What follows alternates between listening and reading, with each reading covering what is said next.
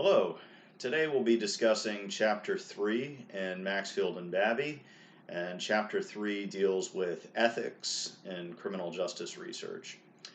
So, ethics are a very important consideration anytime we do any type of sociological, criminological, or criminal justice research.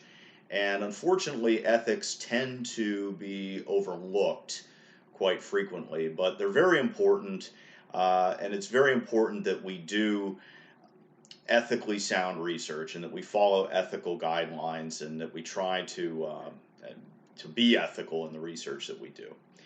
So there's two key overarching ethical considerations that are just involved in any kind of research that we do. And so these two key concerns are, one, that we do no harm to participants, and two, that we have voluntary participation.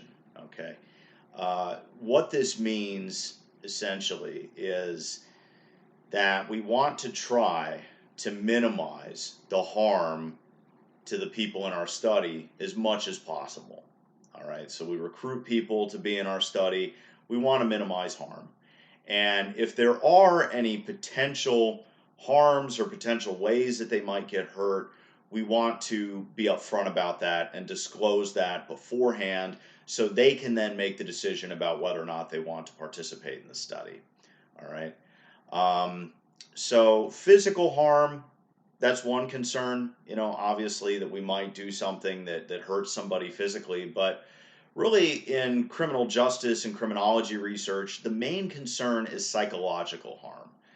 And psychological harm becomes a problem a lot of times when we're dealing with people and we're asking them questions about experiences that they've had.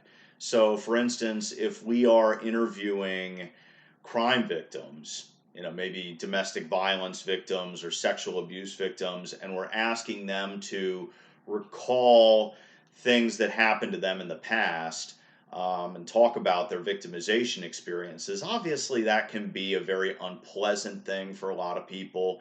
It can trigger bad memories, bad feelings, and so that's something that we need to be aware of when we conduct research. I think as a researcher, a lot of times I want to just go out there and just start asking questions. But you have to be aware about the questions that you ask and how people might respond to them and how they might trigger unpleasant feelings. So that's something that you definitely have to consider and try to minimize the harm as much as you can. One way that you can get around it is on a questionnaire. You might just have some language in the beginning in the voluntary consent process that just says that there are some unpleasant questions in this survey. So usually that is a good way to cover it. The second major ethical consideration is this concept of voluntary participation. And so this is the idea that I cannot force anybody to be involved in my research study. Okay, so if I'm doing a survey of my students, let's say I'm doing a survey of research method students and I'm asking them their feelings on the death penalty. And this is a survey that I'm going to administer online. Okay, I can't force everyone in my class to participate in the survey. All right, if they're going to participate, it has to be voluntary. And so if there are people that don't want to take the survey, maybe they for whatever reason they don't have the time, or they don't have good feelings about that particular topic, or good feelings about me, or whatever, they don't have to take the survey. Okay, so participation is always voluntary. A key problem that this creates for us as researchers is that it affects the generalizability of our study. So whenever we do a study, we're always trying to come up with some findings that are generalizable, right? In other words, we want our findings to apply in other situations beyond those of the study, all right? But because we have voluntary participation, it affects our ability to generalize, all right? Because you can start asking questions about, well, if it's voluntary participation, how are the people that participate different from the people that don't participate? All right. So maybe the people that participate and that fill out my survey, maybe they're overachievers, maybe they're goody two shoes, maybe they're exhibitionists in a way, and they're the kind of people that just want to tell you what they think. But there's no way that I can measure or assess how the people that voluntarily take my survey are different from the people that opt out. And so that's a key problem that comes up with voluntary participation. But we learn to deal with it in research because we have to be ethical and we have to have voluntary participation. Okay. Um, the same problem would come up if I paid respondents. Technically, if I were to offer students a little bit of payment to take a survey or maybe offer them extra credit, that's ethically questionable because that kind of runs afoul of this concept of voluntary participation.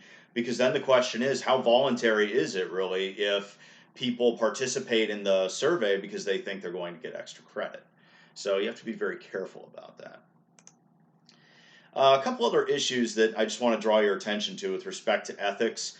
First off, we have this concept of anonymity versus confidentiality. Okay, so one way that we can get people to participate in our study is we can promise them that whatever they tell us, that either it will be anonymous or it will be confidential.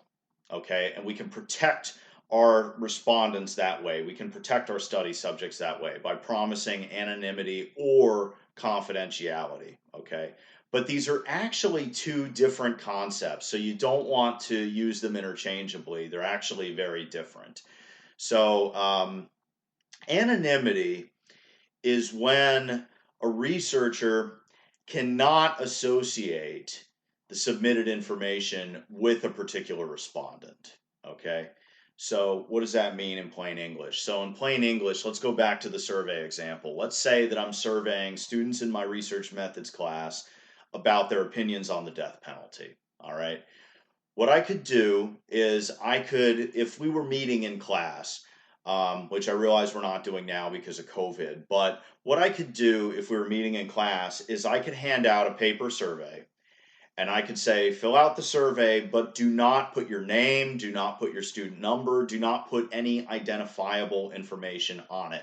Just fill out the survey and answer the questions, but don't put your name on it, and then turn it in at the end of class. That would be considered an anonymous survey, okay? Because then when I'm going through and I'm looking at those surveys, I have no idea if Joe filled out this survey or Mary filled out this survey or Bob filled out this survey. I don't know because they did not put any identifiable information on the survey. So anonymity is basically when you cannot attach the information or the data with any particular respondent. Okay. And anonymity is a great thing to promise if we're trying to get people to admit to us maybe things that are embarrassing. So if I'm doing a survey where I'm asking people to self-report maybe how frequently they drink alcohol or how frequently they use illegal drugs, or if they've ever been the victim of domestic violence, anonymity is a good way to get people to open up because they can fill out the survey and they know that I'm not going to be able to link what they're telling me back to them. Okay, so we can promise anonymity. Confidentiality, on the other hand, is when the researcher does know who responded and who filled out the survey, but we promise our subjects that we're not going to disclose that information to a third party. So basically, I know that you filled it out, but I'm not going to tell anybody what you said. So again, if we go back to the in-person survey example in class, if I were to disseminate a survey among students and tell them to put their names on the survey, okay, then that information would come back to me. I would know who those students were because they put their names on it, but I would just not disclose that. So I would never say, well, Mary said this about the death penalty. All right. I would never use the student's name in any publications. Another way that I could guarantee confidentiality is that I could actually give every student in the class a number. So I could have a roster and I could substitute names for numbers. And then that way I could link the information back if I needed to.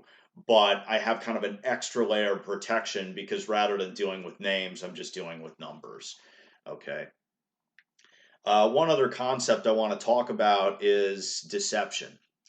So sometimes deception does occur in sociological research, but it's generally ill advised because we want to be honest with people about the fact that we're researchers and about what we're doing. Okay.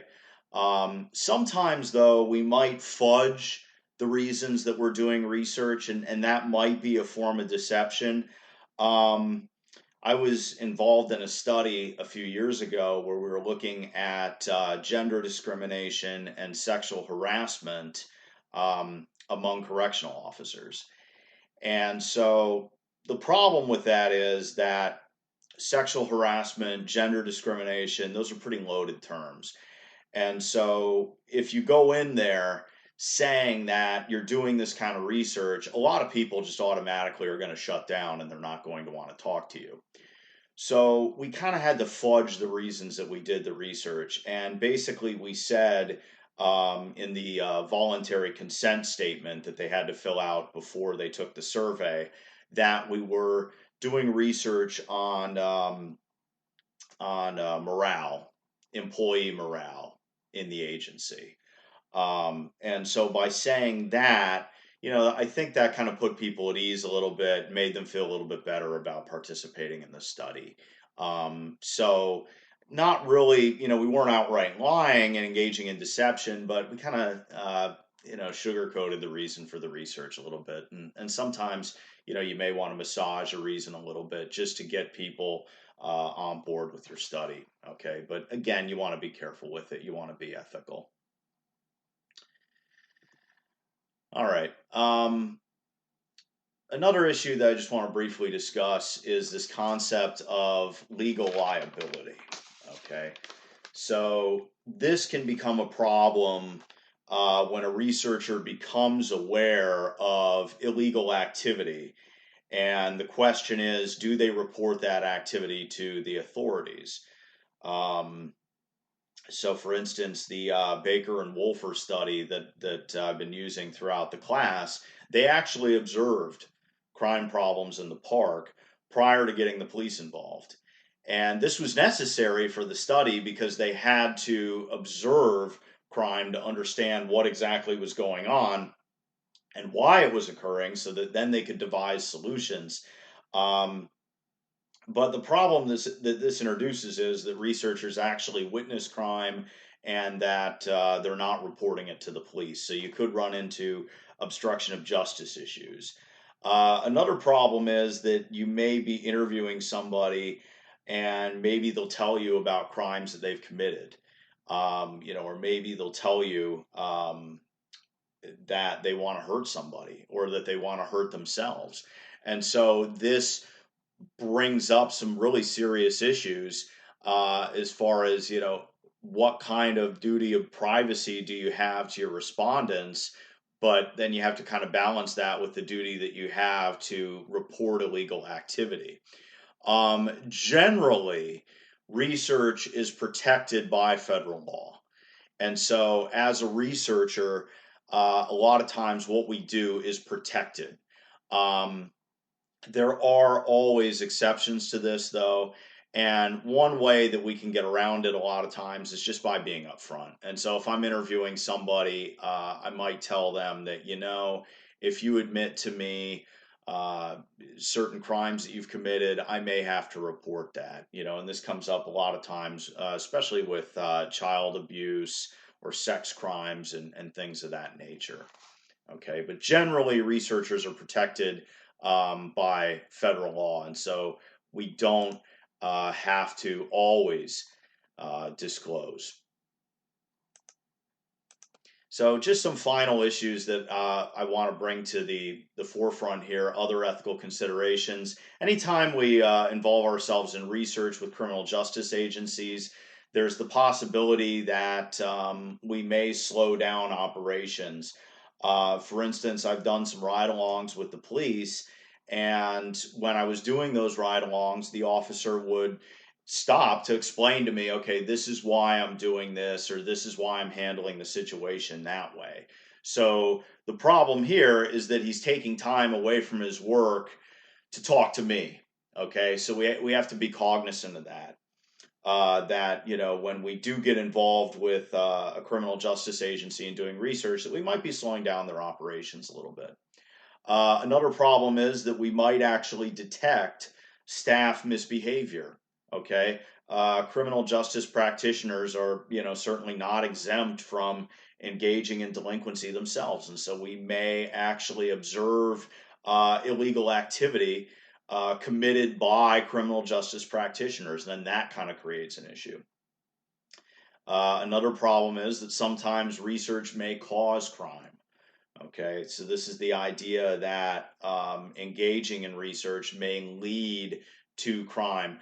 Probably the most common way that this occurs is if we pay people to participate in our research. So there's been a number of studies that have been done of drug users, and so sometimes you have to give them a little bit of monetary compensation for being involved in your study. Again, you have to be careful about that because may run afoul of voluntary participation, but then you kind of have to wonder, what are they using the money for? And so sometimes researchers will get around that by maybe offering them a Visa gift card or offering them a very small amount. So it's not like you're giving them $100 they're going to then use to go out and buy heroin. Some other problems, withholding desirable treatments. So sometimes in experiments where we have a treatment group and a control group, obviously the treatment group is getting some kind of a treatment that we're testing the effectiveness of, and the control group is not getting anything. So if you withhold a desirable treatment, that can be an ethical problem. And finally, mandatory reporting laws. And I already kind of touched on that a little bit, but that's just the idea that there are certain things that if we become aware of, sex crimes or child abuse, that we may have to report those issues. So anyway, that's just a broad overview of some ethical concerns. Going forward, when you read research, you may notice that the researchers may not talk about ethics, and they may not talk about the ethical considerations that they had to consider when they did their study. But try and think about it. Try and think about, was there voluntary participation? Um, did they adhere to some of these ethical guidelines? Did they harm participants? All right. So just try and think about that when you read research, and think about, you know, was it really ethical? All right. And just try and keep that in mind just going forward. Okay. But that pretty much wraps it up for the ethics discussion.